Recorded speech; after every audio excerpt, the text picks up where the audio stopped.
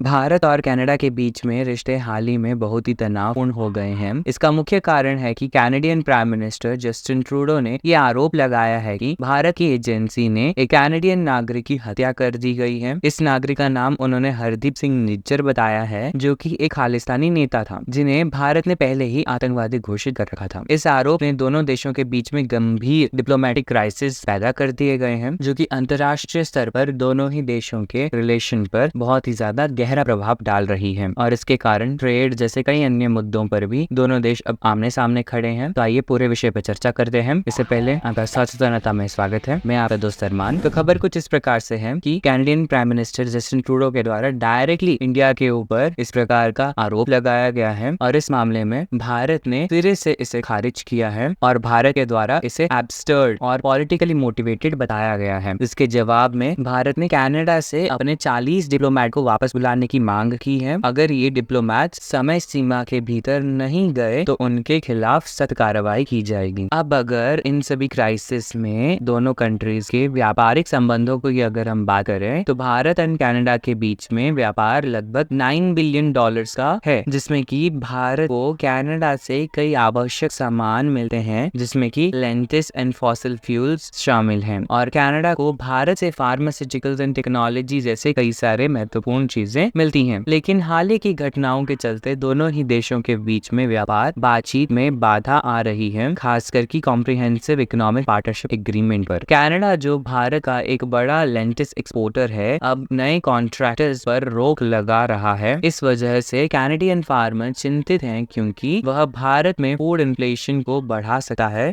जबकि मौजूदा कॉन्ट्रैक्टर्स को अब कांटेक्ट करके उनसे डील नहीं हो पा रही है और उसी के साथ नए व्यापारिक सौदों की कमी से भारत की फूड सिक्योरिटी पर भी असर पड़ सकता है। इस संकट का केवल द्विपक्षीय व्यापार पर ही असर नहीं पड़ेगा, बल्कि उनके इंटरनेशनल इम्प्लीकेशंस भी होंगे। भारत के लिए इस प्रकार के महत्वपूर्ण समय में जब वह इंटरनेशनल स्तर पर अपने इन्फ्लुएंस को बढ़ाने की कोशिश कर रहा है, तब इंडिया एंड कनाडा के बीच टेंशंस के चलते भारत की फॉरेन पॉलिसी पर भी सवाल उठाए जा रहे हैं, खास करके अमेरिका जैसे सहयोगियों के साथ उसके संबंधों में इस प्रकार के प्रश्न उठ रहे हैं। उधर कनाडा की स्थिति भी जटिल है। जस्टिन ट्रूडो के नेतृत्व में कनाडा ने इसे एक सीमित कैपेसिटी के कारण वह इस विवाद को सुलझाने के लिए मजबूर है। कैनेडियन बिजनेस एसोसिएशन ने इस बात पर चिंता जताई है कि टेंशंस इनके लॉन्ग टर्म ट्रेड रिलेशंस को प्रभावित कर सकते हैं, जो कि कनाडा की इकोनॉमी को भी प्रभावित कर सकती है। तो आगे ये क्या होगा? दोनों देशों के बीच टेंशंस को कम करने के लिए डायलॉग की आवश्यकता है। वर्तमान स्थिति को देखते हुए दोनों पक्षों को अपने नेशनल इंटरेस्ट और सिटीजन्स के वेलफेयर की ध्यान में रखते हुए समझौता करना चाहिए। यह केवल व्यापारिक संबंधों के लिए ही नहीं, बल्कि दोनों देशों की नागरिकों के लिए भी आवश्यक है। आगे बढ़ते हुए ये देखना दिलचस्प होगा कि क्या दोनों देश इस क्राइसिस से निकलने के लिए एक पॉजिटिव रास्ता खोज पाएंगे कि नहीं, एंड एक कॉमन कंसेंसस पर एग्रीमेंट करके क्या वो आगे इस प्रकार के कॉन्फ्लिक्ट्स को कम करते हुए दोनों के इकोनॉमी को सपोर्ट करते हुए आगे बढ़ पाएंगे कि नहीं। और जैसे कि हमने अभी तक देखा कि एक साधारण सा मामला जो कि दोनों देशों के व्यापारिक और राजनीतिक संबंधों को प्रभावित कर रहा है, इसमें हमें विषय पर नजर रखनी होगी, क्योंकि आने वाले दिनों में इस मुद्दे पर बहुत से न्यू डेवलपमेंट्स हो सकती हैं। इस विषय पर आपकी क्या राय है? आप अपने राय कमेंट सेक्शन में जरूर लिखिएगा। इस वीडियो के लिए इतना ही। See you in the next video. Thank you.